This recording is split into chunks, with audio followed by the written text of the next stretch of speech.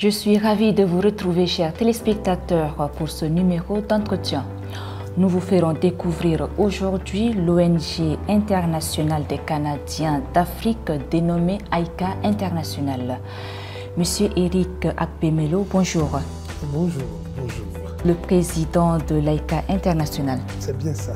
Dites-nous quels sont les objectifs que se fixe cette organisation. Bien. Tout d'abord, avant même de parler de l'objectif de AICA International, il est très important que je fasse, disons, une brève aperçu, je peux dire, de l'accueil qui m'a été réservé dans ce beau pays qui s'appelle le Tchad. Donc je dirais que AICA International et moi personnellement, avec le Tchad, c'est une histoire d'amour. Il y en a qui parlent beaucoup puisqu'ils se posent la question comment se fait-il que tu t'es retrouvé au Tchad, tu cherches quoi au Tchad? Et les questions arrivent beaucoup. Le Tchad, c'est le berceau de l'humanité. Donc... Effectivement, vraiment berceau de l'humanité. Mais sauf que le berceau de l'humanité qui est le Tchad se matérialise pour moi chaque jour. Pourquoi je dis ça se matérialise chaque jour? Oui, pour la première fois, avant d'arriver au Tchad, j'ai été invité par le président grâce à un prix qui a été donné à une artiste tchadienne par notre organisation à New York. Et je me souviens bien, c'est Yasmine Abdallah. Oui, oui. Donc c'est ça, donc ça fait qu'à partir de là, je me suis dit, mais écoutez, je vais aller découvrir là-bas, loin, où il fait chaud, dans le désert, où il n'y a que de mirages. Alors les gens me disent, c'est quoi? Je dis non, c'est tout simplement parce que j'ai un amour pour la nature, l'environnement. Parce que je dis toujours que la science la plus vieille et la plus réelle, c'est la science d'observation. Il fait chaud, mais c'est une opportunité de bronzage également pour mais beaucoup. Bien sûr que oui, mais puisqu'il y en a les Canadiens qui utilisent plusieurs milliers pour se bronzer. Donc rapidement, pour revenir à votre question, je me permets d'abord de remercier tout le Tchad, tous ceux qui m'ont reçu au Tchad, tous ceux qui m'ont accompagné et tous ceux qui n'ont pas eu la chance de me découvrir. Et spécialement, je peux dire que mes remerciements vont et continuent d'aller à tout le Tchad, passant par Manara Télévision. Merci, soyez les bienvenus. De lui dire, parce que l'accueil a été très chaleureux.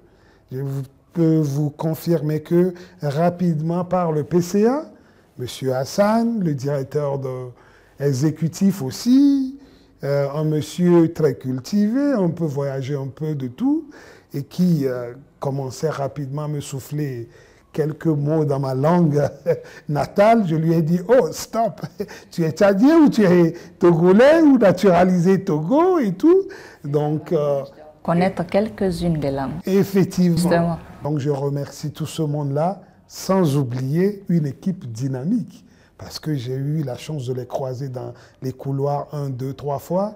Je dirais, je ne sais pas ce que vous avez fait, mais j'ai dit que vous étiez allé chercher les perles des perles des gens qui travaillent avec vous.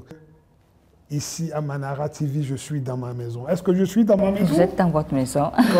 Merci beaucoup. Merci. C'est vraiment gentil. Et oui, c'est une longue histoire. C'est toute une histoire qui a pris naissance d'un Africain comme moi, de natif togolais naturalisé, il y a bientôt plus de 25 ans au Canada, qui, en aimant le Canada, a pris conscience que, en fait, le Canada n'est qu'une terre où tu verras toutes les nationalités, la diversité. Donc, le Canada a misé beaucoup sur sa politique d'immigration. Le Canada a mis beaucoup d'argent pour le capital humain, que ça soit au côté intellectuel, au côté manuel, sur tous les plans. Donc, Alors là, c'est ce qui rapidement m'avait donné l'idée de pouvoir valoriser ça. En valorisant comment? En apportant toutes ces richesses canadiennes pour aller en Afrique et en reprenant les richesses africaines pour partager avec les Canadiens. Donc c'est pour cela, je peux vous dire que notre objectif, c'est de pouvoir accompagner le Canada, créer un pont, accompagner le Canada vers l'Afrique et accompagner l'Afrique vers le Canada à travers 4 grands axes. Nous travaillons dans l'environnement, d'ailleurs raison pour laquelle nous sommes ici aujourd'hui. Nous travaillons dans santé et nutrition, nous travaillons dans recherche et développement et l'éducation, et nous travaillons dans tout ce qui est la démocratie et la bonne gouvernance. Bien, dites-nous, dans combien de pays d'Afrique vous êtes représentés, puisque vous parlez des Canadiens d'Afrique, bien que votre champ d'action demeure tout le continent? Bien sûr, effectivement, l'Afrique est vaste. Et si l'Afrique est le berceau de l'humanité, et si le Tchad l'est aussi, donc le Tchad n'est qu'un enfant de l'Afrique. Bien, donc, en étant au Tchad, rapidement, bien avant même de venir au Tchad, on a eu la chance de pouvoir atterrir au Togo, qui est mon pays natal. Et puis après le Togo, nous avons été accueillis au Niger chaleureusement, dont nous avons aussi notre récépissé de fonctionnement là-bas. Nous avons eu aussi notre récépissé de fonctionnement en Guinée-Conakry. Et puis nous avons aussi notre récépissé ici au Tchad. Donc aujourd'hui, nous pouvons nous, permettez-moi de dire humblement, que nous sommes dans 4 pays en Afrique. Quel est cet intérêt particulier que vous avez pour le Tchad? C'est un pays d'Afrique centrale, vous êtes également dans quelques pays de l'Afrique de l'Ouest, mais quel est cet intérêt? Je peux vous dire que, oui, je l'ai dit tout de suite que c'est une question d'amour. Mais en amour, quand on parle de l'amour, la première chose, c'est de l'attachement. Et quand on parle de l'attachement, on parle de l'émotion. Donc, ce que j'ai senti au Tchad, tout le monde peut dire tout au Tchadien, mais le Tchadien a le cœur, il accueille, il aime quand le Tchadien aime, il est prêt à donner tout. Et quand le Tchadien veut faire quelque chose, veut réaliser quelque chose, il fait tout et il le réalise. Et je l'ai appris à travers la transition et tout. Il y a des moments où on donne des dates, on dit oui, nous allons faire le référendum, nous allons faire ci, nous allons faire ça. Et puis je me demande, mais écoutez, il n'y a pas de temps, comment est-ce qu'ils vont faire? Mais ils tiennent, le Tchadien a un caractère. Et quelqu'un qui a un caractère, plus la volonté, il n'y a plus rien qui peut le bloquer. C'est ça qui m'attire en plus au Tchad. En plus de ce climat chaud que vous aimez bien, dites-nous, vous êtes porteur d'un projet Célébrons le Canada dans un Tchad vert. Quels sont les domaines de prédilection de ce projet? Oui, déjà le thème dit beaucoup de choses. Célébrons le Canada dans un Tchad vert. Je l'ai très bien dit. L'amour que nous avons de la nature, c'est notre nature. C'est ça que je veux apporter au Tchad. Que dans la nature des Tchadiens, que protéger l'environnement et aimer la nature doit faire partie intégrante de leur habitude de vie. Donc, comme tout enfant a besoin d'un modèle pour se rattacher de ce modèle-là. J'ai pensé, j'ai dit, qu'est-ce que le Canada a en commun avec le Tchad dans le domaine d'environnement? Le Canada, en fait, c'est un environnement illimité, perdu de vue. On a le côté chaud du Canada. On a le côté très froid du Canada. On a la nature infinie du Canada, de l'eau au Québec, dans la province de Québec. Et le Canada travaille énormément pour la protection de son environnement. Donc pour ça, je me suis dit, mais écoutez, la nature au Tchad est une source de vie qui sauvera le Tchad, qui renforcera l'état psychologique de tous les Tchadiens, qui aidera le Tchad à pouvoir se restaurer intérieurement et extérieurement. Donc je me suis dit, il faut maintenant trouver dans tout ça, comme je le dis, le point central, le noyau sur lequel vont graviter l'évolution et le courage de cette protection de l'environnement. Donc, qu'est-ce qui peut être utilisé au Canada qui serait inoubliable, qui serait rassembleur? C'est la date de l'indépendance, qui est très important au Canada et qui, quand tu parleras du 1er juillet, tous les Canadiens tourneront la tête.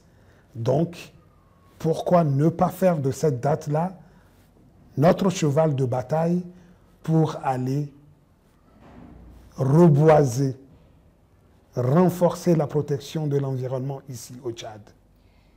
Pourquoi le choix du palmier comme plan à mettre en terre? Quand vous parlez du reboisement, vous avez mis le paquet spécifiquement sur le palmier. Pourquoi ce choix? Le palmier est nutritif. Le palmier, c'est la vie. Le palmier offre tout. Ce que mes grands-mères et mes arrière-grands-mères, ce que mon pays, la population du Togo et de l'Afrique de l'Ouest complète, et aussi au Tchad et d'autres côtés de l'Afrique m'ont enseigné du palmier ou m'ont démontré du palmier. Du palmier, on en retire de l'huile. Du palmier, on en retire de boissons. Du palmier, on en retire le balai qui nettoie. Le palmier, on en retire la décoration. Les palmiers, on en retire tant d'autres choses que même sa présence, comme on le dit, le palmier royal. Souvent dans la cour des rois. Effectivement. Ça fait office de décoration et tout. Office de décoration. Et enfin, le palmier traverse le temps. Le palmier traverse les saisons. Le palmier peut survivre dans le froid. Le palmier survivra dans le désert. Et le palmier survivra partout. Et aujourd'hui, au Tchad, nous avons besoin de palmiers pour pouvoir redonner vie à tout le côté désertif, pour pouvoir le valoriser et aussi l'emmener à plus de remettre sa qualité, sa vie dans l'humain, dans le corps du Tchadien. En fait, c'est ce que je dirais en fait. Quel est ce mécanisme à mettre en place pour faire adapter un peu plus rapidement le palmier lorsque les plants seront mis en terre? D'abord, je tiens d'abord à remercier certains partenaires parce que quand nous sommes arrivés avec l'idée, on croyait que nous sommes arrivés sur un terrain où les gens ignorent les choses du palmier. Mais non, pas du tout. Nous avons tout de suite rencontré la fondation des palmiers. J'ai dit, ah bon, il y a des gens qui ont la fondation du palmier ici. Donc, ils en connaissent beaucoup. Rapidement, on a rencontré d'autres partenaires, les Grandes Murailles Vertes, à travers dans les couloirs du ministère de l'Environnement. On a rencontré d'autres jeunes, d'autres organisations, associations, ONG qui travaillent dans ce sens-là. On a dit yes, c'est ce que nous voulons. Nous voulons à ce que sur cette terre, le Tchadien, en tant que partenaire, puisse nous guider le pas. Donc, aujourd'hui, je peux remercier que ce soit la Fondation du Palmier, que ce soit la Grande Muraille Verte, de commencer à collaborer avec nous, de commencer à s'asseoir, parce qu'on a fait déjà plusieurs assises de travail que je tiens à apprécier et qui donnent encore le courage que vraiment ce projet, ça va aller de l'avant. Et en fait, nous allons tous tout simplement mettre en synergie nos forces. Le travail que nous allons, réaliser, je vais aller chercher mes expériences au Canada, chercher d'autres partenaires aussi puissants, et eux aussi, avec leur savoir-faire, ils vont chercher la main-d'œuvre, les jeunes et la rééducation. Et en plus de ça, vous nous avez épatés. Vous qui êtes la télévision Manara, vous vous levez pour nous accueillir. Ça veut dire que vous avez même déjà commencé le combat. Vous avez même déjà commencé à trouver un moyen d'en parler. Et c'est très apprécié. Parmi vos partenaires, et vous en aurez encore dans l'avenir, dites-nous, est-ce que des études seront aussi réalisées? Votre domaine, c'est aussi la recherche et le développement. Peut-on parler agronomie, géologie et tout ce mécanisme pour essayer d'adapter ces plans ici dans l'avenir? Bien sûr, ça c'est une excellente question. Ça, il ne faut jamais qu'on perde ça de vue parce que la plupart du temps, quand on parle de venir planter des arbres, ce n'est pas tout simplement une action de venir mettre de l'arbre dans un trou. Il faut dire ce qu'on appelle en environnement une étude d'impact. Il faut déjà étudier le sol pour voir est-ce qu'à long terme, ça peut vraiment faire son travail. Si ça ne peut pas faire son travail, il faut mettre tout un mécanisme de fonctionnement pour pouvoir rendre la terre plus riche, entretenir la terre. La terre, comme vous l'avez dit, c'est la terre-mère. Donc la terre, c'est comme un humain, il faut l'entretenir, il faut l'aimer, il faut être là, il faut être présent. Donc tout ça nécessite vraiment toute une équipe, toute une armada d'outils qu'il faut utiliser et de connaissances, de compétences que nous allons mettre sur pied. Donc, raison pour laquelle ce que nous allons faire aujourd'hui n'est pas tout de suite... Il ne faut pas que les gens attendent à ce que demain ou après une semaine, ils commencent à regarder 100 000 pieds de palmiers à l'horizon. Non, ce n'est pas ça. En fait, ce projet est un lancement. C'est la première édition. Un lancement, ça sera une cérémonie de lancement jumelée avec la fête de l'indépendance du Canada. Et après la première édition, nous allons toujours continuer à travailler en collaboration avec nos partenaires, avec tous les Tchadiens et les motiver et faire du lobby au niveau du Grand Nord, le Canada que j'appelle le Grand Nord, dans le Grand Froid, afin que ici au Tchad soit aussi une terre d'accueil pour tous Canadiens qui veulent venir visiter l'Afrique, plus particulièrement le Tchad. Donc tout ce travail-là va se faire pour rapidement avancer dans le projet. Dites-moi, Monsieur Eric, quel est ce message au-delà qui vous tient à cœur, que ce soit à l'endroit des Tchadiens ou bien de l'Africain ou même des Canadiens qui, vous les avez déjà invités à venir ici visiter l'Afrique, mais quel est ce message? Pourquoi pas à l'endroit du gouvernement lui-même? Tout d'abord, je tiens à lancer un appel vibrant à tous les Canadiens, à tous le peuple de l'Amérique du Nord, que à travers leur géographie, leur connaissance en géographie, il y a un pays qu'ils oublient souvent sur la map, le Tchad. Le Tchad est prêt à accueillir tout le monde. Le Tchad est ouvert à presque toute l'Afrique. Et le Tchadien voyage, mais d'une manière calme, tranquille. Donc, je demande à ce que le Canada puisse revoir ses approches dans tous les domaines avec le Tchad en tant qu'organisation internationale, non gouvernementale, qui est une ONG, qui aujourd'hui peut se dire que ça fait bientôt 4 ans que nous sommes en train de collaborer avec les Tchadiens, tout se passe à merveille. Donc je lance cet appel-là à tous les Canadiens, à tout le peuple de l'Amérique du Nord, de revenir ici ou de venir découvrir le Canada. Et je tiens aussi à laisser un appel vibrant au gouvernement du Tchad de renforcer ce qui, je remarquais qu'ils font déjà. Parce que j'ai approché le ministère de l'Environnement et je me suis rendu compte que ce sont des gens qui travaillent. Et ce sont des gens qui font beaucoup d'efforts pour pouvoir, disons, reboiser le Tchad. Ce sont des gens qui, en fait, qui aiment ce qu'ils font. Donc, je vais demander à ce qu'ils continuent dans ce sens-là. Et surtout, le message qui est très important que je tiens à lancer est que j'ai eu la chance d'être ici pendant le dialogue, disons pendant les rencontres de Doha. Après le dialogue, j'ai été invité en tant qu'observateur sur le dialogue. Et puis après, j'ai aussi été invité pour le référendum, et puis après pour le présidentiel. Et j'ai remarqué que, en fait,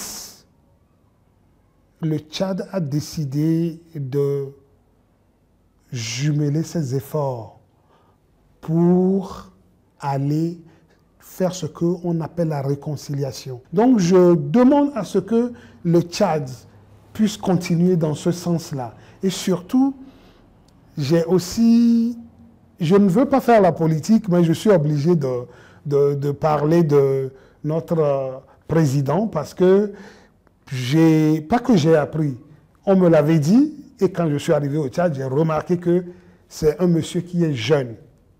Il est vraiment jeune, mais j'ai remarqué qu'il avait une sagesse pas croyable. Et il avait une patience que j'ai eu de difficultés à pouvoir trouver. Où est-ce qu'il a pu trouver cette patience-là? Parce qu'avec sa patience, le Tchad a pu rentrer dans ce que nous appelons la 5e République. Je l'exhorte à ce qu'il continue dans ce sens-là, qu'il n'oublie personne, qu'il fasse du Tchad un pays uni, un pays réellement uni. Mais qu'il sache que nous, qui aimons l'environnement, on ne va pas le lâcher.